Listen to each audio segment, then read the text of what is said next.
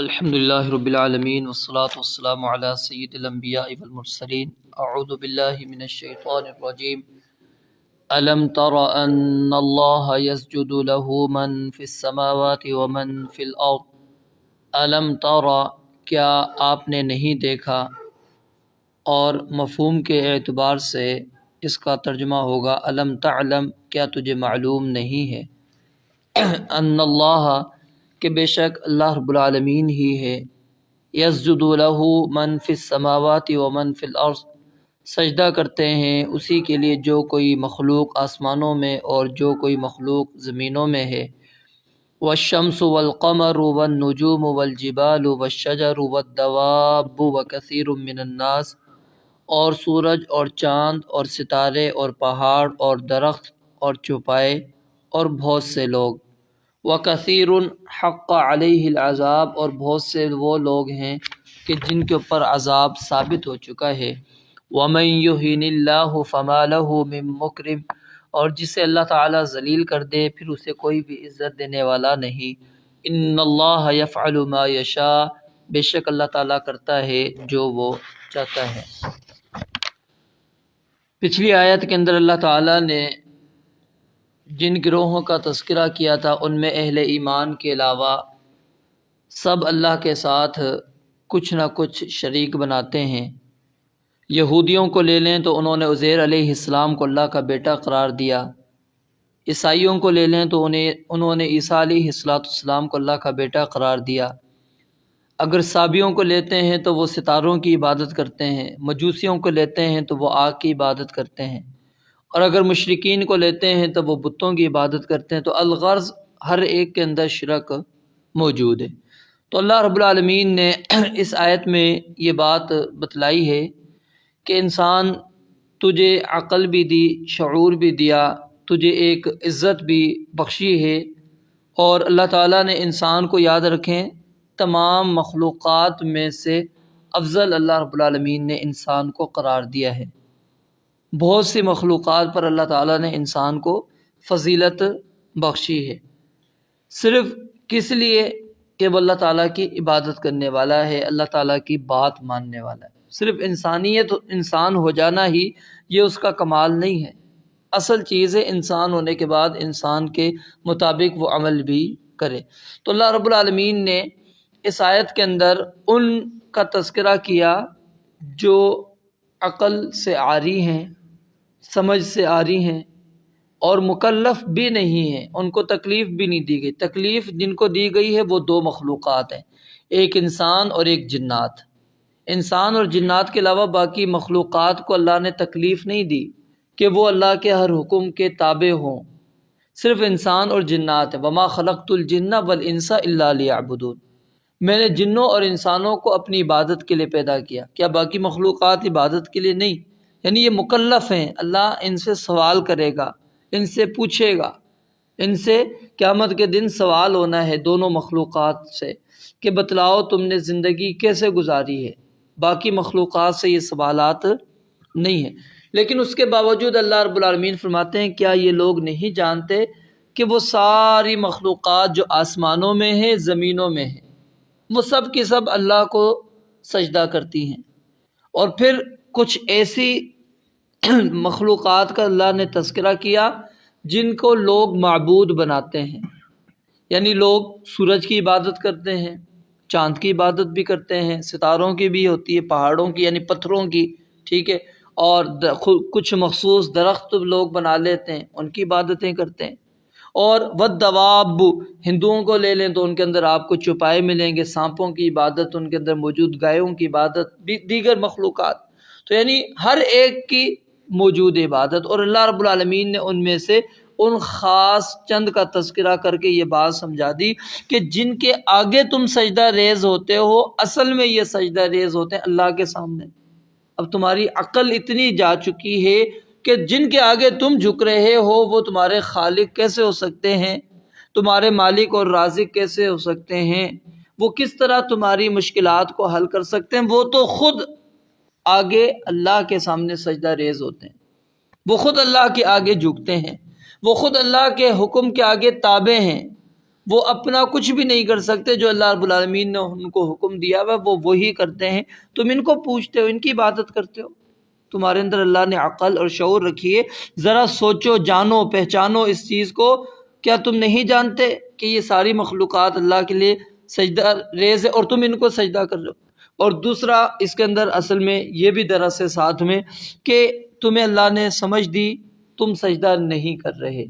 ان کو اللہ تعالیٰ نے عقل نہیں دی، سمجھ نہیں دی، پھر بھی اللہ کے سامنے سجدہ ریز ہے۔ تم مکلف ہو پھر بھی تم سستی کاہلی کرتے ہو، یہ مکلف نہیں ہے پھر بھی اللہ رب العالمین کے سامنے سجدہ ریز ہوتے ہیں۔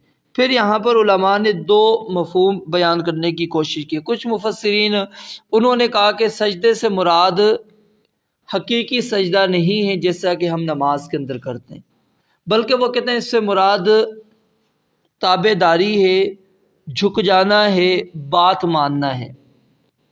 اگر یہ ترجمہ کیا جائے یا یہ مفہوم لیا جائے تو اس حکم کے آگے تو کوئی شخص بھی، کوئی انسان بھی، کوئی جن بھی وہ اس کی خلاف ورزی نہیں کر سکتا۔ مثال کے طور پر کیا یہ موت اور یہ زندگی یہ اللہ کا حکم تکوینی ہے نا؟ اللہ رب العالمین نے جب حکم دینا ہے انسان کو اس دنیا میں آنا اور جب حکم دینا ہے اس دنیا سے چلا جانا ہے، کیا کسی بندے کو خود اختیار ہے کہ وہ اپنی موت کا فیصلہ کر لے؟ کبھی بھی نہیں کر سکتا۔ اور کئی دفعہ لوگ کوشش بھی کر لیتے ہیں اپنے آپ کو، جو بندہ بالکل مایوس نا امید ہو جاتا ہے وہ اپنے آپ کو ختم کرنے کی کوشش کرتا ہے، لیکن اس کے باوجود نہیں ختم کر پا رہا ہوتا۔ وجہ کیا ہے کہ اللہ کا حکم نہیں ہوتا، یعنی انسان کا اختیار ہی نہیں ہے۔ اب چلیں ایک پاؤں تو آپ زمین سے اوپر اٹھا سکتے ہیں، کھڑے ہو سکتے ہیں، دوسرا پاؤں بھی اٹھا کر کھڑے ہو کر دکھائیں نا۔ اختیار ہے تو پھر آپ دوسرا پاؤں بھی زمین سے اٹھا کر کھڑے ہو سکتے ہیں نا۔ وہ لقمہ جو آپ نے اپنے حلق کے ذریعے سے پیٹ میں ڈال لیا، اب اس کو حلق سے واپس لے کر آئے، اختیار ہے آپ کے پاس تو کریں۔ تو یہ تو انقیاد ایسا ہے جو اللہ رب العالمین نے بنا دیا، جو ہر ایک کر رہا ہے۔ اس کے آگے تو کن اللہ نے کہنا ہو جا فیکون تو وہ ہو جائے گا، اس کے آگے تو کسی کی بھی نہیں چلتی۔ اور پھر قرآن نے خود اس چیز کو واضح کیا کہ جب اللہ تعالیٰ نے اس آسمان و زمین کو پیدا کیا، آسمان و زمین کے پیدا کرنے کے بعد اللہ رب العالمین نے کہا کہ تم میرے پاس فرمان بردار بن کر آتے ہو یا پھر زبردستی میں تمہیں اپنے تابع کروں؟ تو انہوں نے کیا کہا؟ اطینا طاعین، ہم اللہ بالکل مطیع فرمان بردار بن کر آتے ہیں۔ یعنی اللہ رب العالمین نے سوال کیوں کیا؟ کس لیے؟ اگر رب العالمین کے حکم کے فوراً تابع تھے تو پھر اللہ رب العالمین آسمان سے اور زمین سے یہ سوال نہ کرتا کہ تم جس طرح میں تمہیں تابع کروں گا اس طرح چلو گے، خوشی سے یا ناخوشی سے؟ کیوں اللہ رب العالمین نے یہ اختیار دیا؟ اب یہ یہاں پر کیا ہے، حکم تکوینی کے ساتھ ان کی بھی اللہ رب العالمین اطاعت کو شامل کرنا چاہ رہے تھے۔ اب پھر اگر حکم تکوینی ہے یعنی اللہ رب العالمین نے جس طرح حکم دے دیا فرمان برداری کا ہر ایک مخلوق کر رہی ہے، تو پھر وَكَثِيرٌ مِّنَ النَّاسِ وَكَثِيرٌ حَقَّ عَلَيْهِ الْعَذَابُ، کہ اکثر لوگ اللہ فرماتے ہیں ایسے ہیں جو عذاب جن کے اوپر واجب ہو چکا ہے۔ اب حالانکہ اگر بندے کو دیکھا جائے کچھ نہ کچھ تو اطاعت اس کے اندر موجود ہے نا، کچھ نہ کچھ کہیں نہ کہیں تو وہ اللہ کی بات مانتا ہوگا نا، تو پھر عذاب کیسے واجب ہو گیا اس کے اوپر؟ پھر اللہ نے عذاب کو واجب کیسے کر دیا؟ تو یہاں سے مراد کون سا سجدہ ہے؟ وہ حقیقی سجدہ ہے جیسا کہ ہم نماز کے اندر کرتے ہیں۔ یہ سجدہ اللہ رب العالمین فرماتے ہیں بہت سے لوگ کرتے ہیں اور بہت سے لوگ نہیں کرتے۔ بہت سے لوگ یہ سجدہ کرتے ہیں اور بہت سے نہیں کرتے، اور بہت سے اللہ کے سامنے کرتے ہیں اور بہت سے غیر اللہ کے سامنے بھی یہ سجدہ کرتے ہیں۔ تو اللہ رب العالمین نے یہ فرق اس لیے رکھا، یہاں سے مراد یہ حقیقی سجدہ ہے۔ تو انسان اور جنات کے حق میں یہ حقیقی سجدہ ہے، اور جو دیگر مخلوقات یعنی سورج چاند ان کے حق میں دونوں سجدے ہیں۔ وہ اس انداز سے بھی سجدہ کرتے ہیں یعنی اللہ کی اطاعت کے اندر ہیں۔ اللہ نے جیسے ان کو کہا، کبھی ایسا نہیں ہوا کہ دن وہ 1 منٹ پہلے نکل آیا ہو یا 5 منٹ لیٹ ہو گیا ہو، رات وہ جلدی آ گئی ہو، نہیں، جو اللہ نے نظام بنایا سردی گرمی جو کچھ وہ اسی طرح سورج چاند اسی مدار کے اوپر چل رہے ہیں۔ یہ تو اللہ کے حکم تکوینی کے تابع ہو گئے۔ اور دوسرا حقیقی سجدہ بھی موجود ہے، قرآن کریم نے اس چیز کو بیان فرمایا، الم تر ان اللہ یسبح له من فی السماوات والارض والطیر الصافات کل قد علم صلاتہ وتسبیحہ۔ ان میں سے ہر ایک مخلوق نے اپنی نماز کو، یعنی جس میں کیا ہوتا ہے، رکوع ہوتا ہے، قیام ہوتا ہے، سجدہ ہوتا ہے، انہوں نے ہر ایک نے اپنی نماز کو اور اپنی تسبیح کو جانا ہوا ہے۔ اللہ نے جس طرح حکم دیا ان کو، وہ اس طرح اللہ کے سامنے سجدہ ریز ہوتے ہیں۔ پھر آپ سورہ نحل کے اندر چلے جائیں، وہاں پر اللہ رب العالمین نے مزید اس چیز کو کھول کر بیان کیا، ان کی وہ کیفیت، یتفیأ ظلالہ، اللہ کہتے ہیں ان کے سائے عن الیمین والشمائل، دائیں بائیں جا رہے ہیں۔ یہ دائیں بائیں جو جا رہے ہیں، اللہ کہتے ہیں یہ اصل میں سجدہ کر رہے ہیں۔ اس درختوں کے آپ سائے دیکھتے ہیں یا یہ عمارتوں کے سائے دیکھتے ہیں، دائیں بائیں ہو رہے ہوتے ہیں، یہ اللہ رب العالمین فرماتے ہیں کہ حقیقت میں یہ کیا کر رہے ہیں، سجدہ۔ اسی طرح نبی علیہ الصلوۃ والسلام ایک مرتبہ کھانا کھا رہے تھے، صحابہ موجود تھے، صحیح بخاری کے اندر روایت موجود ہے، وہ کھانا اللہ کی تسبیح بیان کر رہی تھی۔ صحابہ کرام نے پھر یہ بات پوچھی تو اللہ کے نبی علیہ الصلوۃ والسلام نے وہ آیت پڑھی، وَلَٰكِن لَا تَفْقَهُونَ تَسْبِيحَهُمْ، تم ان کی تسبیح کو نہیں جانتے، اللہ جانتا ہے، لیکن یہ تسبیحات پڑھتی ہیں، یہ نمازیں پڑھتی ہیں۔ تو انسان کو یہاں پر دعوت فکر دی گئی ہے کہ یہ ساری مخلوق اللہ کے سامنے سجدہ ریز، تم کیوں نہیں کرتے؟ اور اگر تم چلو ان کو مانتے ہو کہ ہم ان کی عبادت کریں گے، یہ ہماری حاجت پوری کرتے ہیں، یہ تو خود اللہ کے آگے پھر جھکے ہوئے ہیں، تو کم از کم پھر ایسا معبود ڈھونڈو جو کسی اور کے آگے تو نہ جھکے۔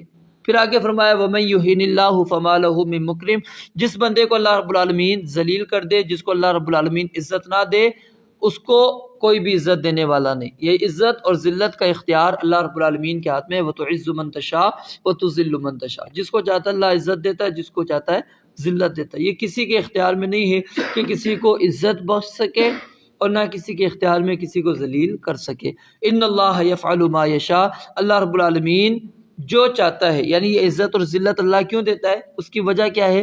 اللہ جو کرنا چاہے وہ کر سکتا ہے، رب العالمین سے کوئی پوچھنے والا نہیں ہے۔ رب العالمین سے دعا ہے اللہ تعالیٰ سمجھنے عمل کرنے کی توفیق عطا فرمائے۔ وآخر دعوانا الحمدللہ۔